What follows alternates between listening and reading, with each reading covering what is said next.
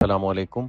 میری آپ سب سے درخواست ہے کہ یہ ایک جو ویڈیو شیئر کی ہے اور اردو میں اسپیشلی اس کو ہم ٹرانسلیٹ کر کے شیئر کر رہے ہیں، یہ اپنے تمام اینڈ یوزرز تک یہ ویڈیو پہنچائیں، اپنے ہر کسٹمر تک یہ ویڈیو پہنچائیں، ہر ریئلٹر تک یہ ویڈیو پہنچائیں، کمپنی کے یا گروپ کے الحمدللہ جو 5-6 ہزار ملازمین ہیں وہ سارے اس ویڈیو کو دیکھیں اور ازبر کر لیں۔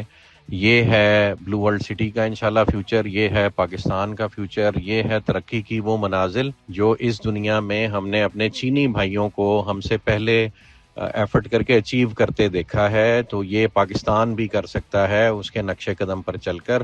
پاکستان الحمدللہ ایک نیوکلیئر سٹیٹ ہے، ایک ملٹری مائٹ ہے جس کی ریکگنیشن پوری دنیا نے الحمدللہ کر لی ہے، اور آنے والے وقت میں آپ صلی اللہ علیہ وسلم کی احادیث کے مطابق اس امت سے، اس قوم سے، اس فوج سے، اس نیوکلیئر سٹیٹ سے جو کام لیا جانا ہے اسلام کی نشاط ثانیہ کا، اس میں پاکستان کا ایز اکنامک جائنٹ ہونا بھی بہت ضروری اور اس وقت کا تقاضا ہے۔ اس کو مد نظر رکھتے ہوئے ہم من حیث القوم ایک ایفرٹ شروع کریں اور اپنے زندگی کے ہر شعبے میں، ہر کاروبار کے ہر شعبے میں، چاہے وہ جس بھی فیلڈ سے منسلک ہے، وہ انجینئرنگ سے ہے، وہ ڈاکٹریٹ سے ہے، وہ ڈاکٹر ہے، وہ پبلک سرونٹ ہے، وہ ملٹری کا آفیسر ہے، ہم لوگوں نے ایز اے قوم ایفرٹ کر کے لیڈ کرنا ہے پوری امت کو۔ اللہ پاک نے یہ رول اس امت کو، اور ہمارے جو سپہ سالار ہیں chief of army staff and field martial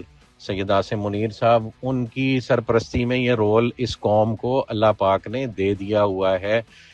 اوپر والی سیٹوں پہ، نیچے والی سیٹوں پہ کوئی بھی ہو، ایز اے امت، ایز اے قوم ہم نے یہ کام کرنا ہے، اور مسلمانوں نے سر اٹھا کے جینا ہے، اور جو اسلام کی نشاط ثانیہ اور خلافت کا جو پیشن گوئی آپ صلی اللہ علیہ وسلم نے فرمائی ہے، وہ آپ لوگوں نے ہی پوری کرنی ہے، اور وہ صرف جنگ و جدل سے نہیں ہونی، وہ معاشی ترقی بھی اتنی ہی امپورٹنٹ ہے جتنا آپ صلی اللہ علیہ وسلم کی احادیث اور قرآن کے احکامات کے مطابق اپنے آپ کو ایک فزیکل پاور بنانا اور پھر دنیا پہ اس کو ثابت کرنا۔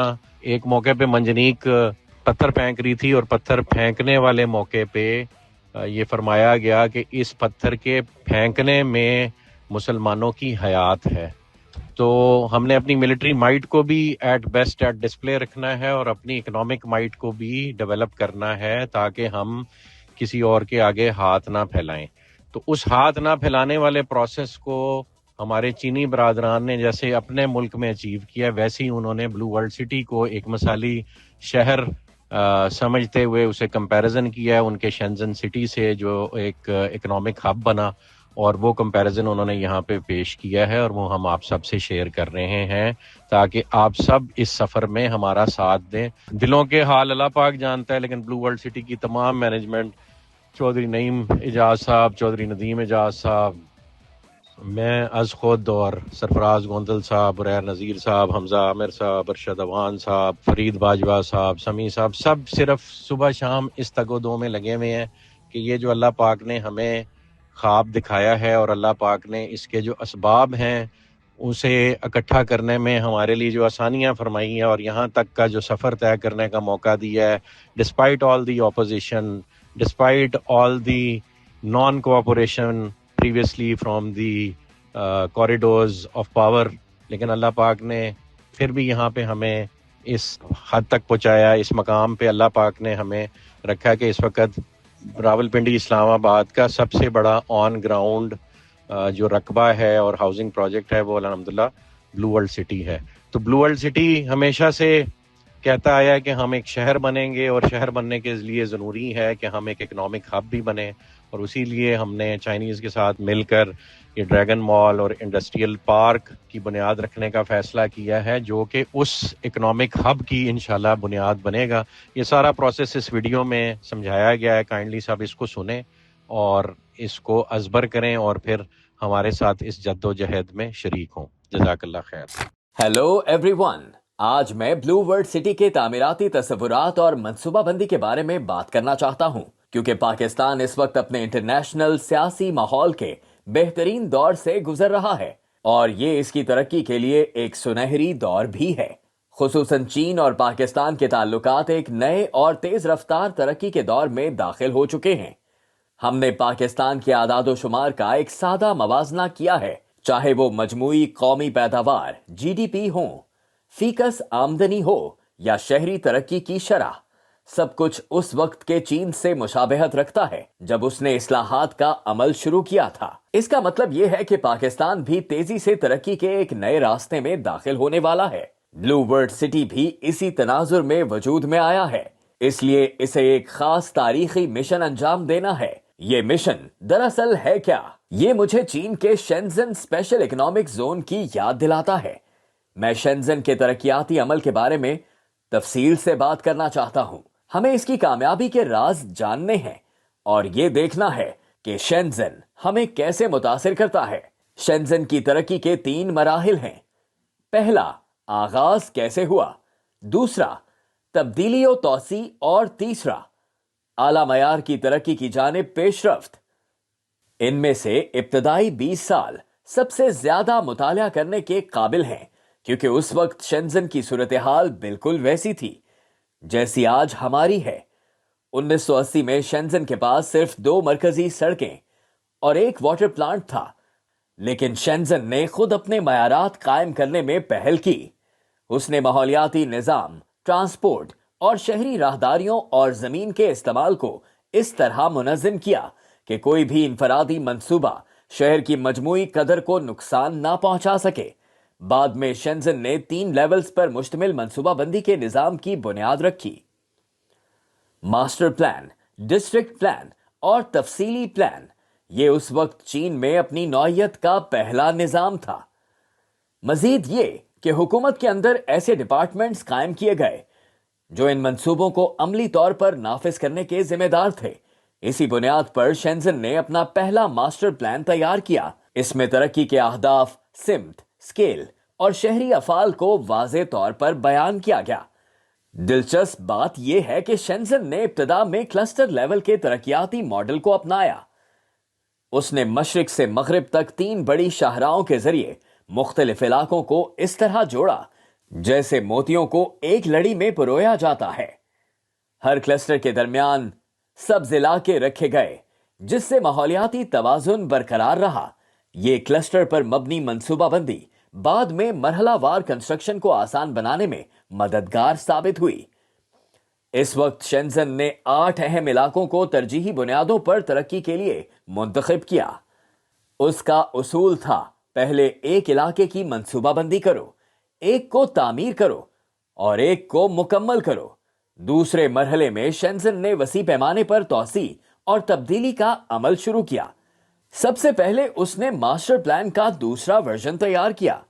اس نے پچھلے 8 اہم علاقوں کو مرکزی نقطہ بنا کر پورے شہر کی ترقی کو آگے بڑھایا۔ مزید اہم بات یہ ہے کہ اس نے ارد گرد کے علاقوں میں 17 ہائی ٹیک صنعتی زونز قائم کیے۔ اس کی صنعتوں نے کپڑے، ٹیکسٹائل اور فرنیچر سے نکل کر بایو ٹیکنالوجی، انٹرنیٹ اور نیو انرجی کی جانب رخ موڑا۔ اسی اقدام نے ہواوے، ٹینسنٹ اور BYD جیسی عالمی مسابقتی کمپنیوں کو جنم دیا۔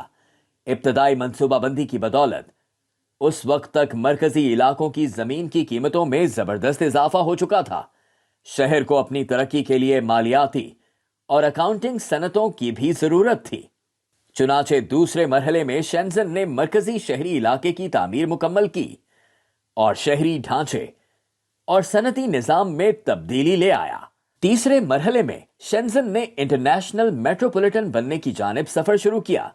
اسی دوران انٹرنیشنل ایئرپورٹس، ریلوے اسٹیشنز اور بندرگاہوں سمیت بنیادی ڈھانچے کو جدید بنایا گیا۔ اسی وقت چانگہائی سینٹر، سپر ہیڈ کوارٹرز بیس اور میرین انڈسٹری نیو سٹی جیسے منصوبوں کے ذریعے شینزن نے انٹرنیشنل انڈسٹریل مقابلوں میں حصہ لینا شروع کیا۔ ان 45 سالوں میں شینزن کی زمین کی قیمت میں زبردست اضافہ ہوا۔ مثال کے طور پر رہائشی زمین کی قیمت اپنی ابتدائی قدر سے 310 گنا بڑھ گئی۔ اب اگر ہم بلو ورلڈ سٹی کی طرف واپس آئیں تو جواب واضح ہے۔ بلو ورلڈ سٹی کسی عام علاقے کا نام نہیں، یہ ایک باہمی تعاون کا ماڈل زون ہے جو پاک چین دوستی کی علامت ہے۔ ایک مستقبل کا مثالی شہر جو پاکستان کے بلند اڑان والے عقاب کی علامت ہے، جو 5 ملین سے زیادہ آبادی پر مشتمل عظیم میٹروپولیٹن سٹی ہے اور ایک ایسا خوابوں کا شہر ہے جس کی تمنا پاکستان کا ہر نوجوان کرتا ہے۔ ایسے عظیم تاریخی مشن کے سامنے ہمیں کئی چیلنجز کا سامنا ہو سکتا ہے، مثلاً منصوبہ بندی میں نئے شہر کے تعمیراتی معیارات کیسے طے کیے جائیں، شہر کی شناخت اور پوزیشننگ کیسے متعین کی جائے، اس کے خصوصی فریم ورک کو کس طرح تشکیل دیا جائے اور وسائل کے بہتر اشتراک سے منفرد اقدار کیسے پیدا کی جائیں۔ تعمیر کے مرحلے میں کون سی صنعتیں فروغ پائیں، ترقی کو منظم انداز میں کیسے آگے بڑھایا جائے، ترقی کا ابتدائی محرک کہاں سے آئے گا، کن علاقوں کو پہلے تعمیر کیا جائے اور ان سب کے عملی ممکنات فیزیبلٹی کیا ہوں گے، انتظامات اور عمل درآمد کے لحاظ سے مزید تعمیراتی فنڈز کیسے حاصل کیے جائیں، ہر مرحلے میں کیا اقدامات کیے جائیں اور ان پٹ اور آؤٹ پٹ میں توازن کیسے قائم رکھا جائے۔ آنے والے وقت میں بہت سا کام باقی ہے جس میں کاروباری ڈھانچے کی منصوبہ بندی، صنعتی ترقی کے ماڈل اور فیزیبلٹی کے انالیسس شامل ہیں۔ آخر میں ہم امید کرتے ہیں کہ یہ اسپیشل سٹی اپنے منفرد تعمیراتی معیارات و منصوبہ بندی کو قائم کرے گا جو نیشنل سٹینڈرڈ لیول سے بھی بلند ہوں گے۔ اسی کے ساتھ ایک ڈیجیٹل شہری نظم و نسق پلیٹ فارم کے ذریعے ہم ایک سمارٹ نقشے سے پورے شہر کو منظم کر سکیں گے جس سے انتظامی معیار اور کارکردگی میں غیر معمولی بہتری آئے گی، اور ابھی کا ابتدائی مرحلہ اس پلیٹ فارم کے قیام کے لیے سب سے موزوں وقت ہے۔ جیسا کہ پاکستان کے عظیم شاعر علامہ محمد اقبال رحمۃ اللہ علیہ نے فرمایا، اسلام کوئی یاد نہیں بلکہ ایک دائمی تحریک ہے، اور بلو ورڈ سٹی دراصل اس شعر کی عملی تصویر ہے۔ ہم امید کرتے ہیں کہ بلو ورڈ سٹی اپنی ایک نئی معجزاتی راہ خود تراشے گا۔ یہ تھی آج کی میری گفتگو۔ شکریہ۔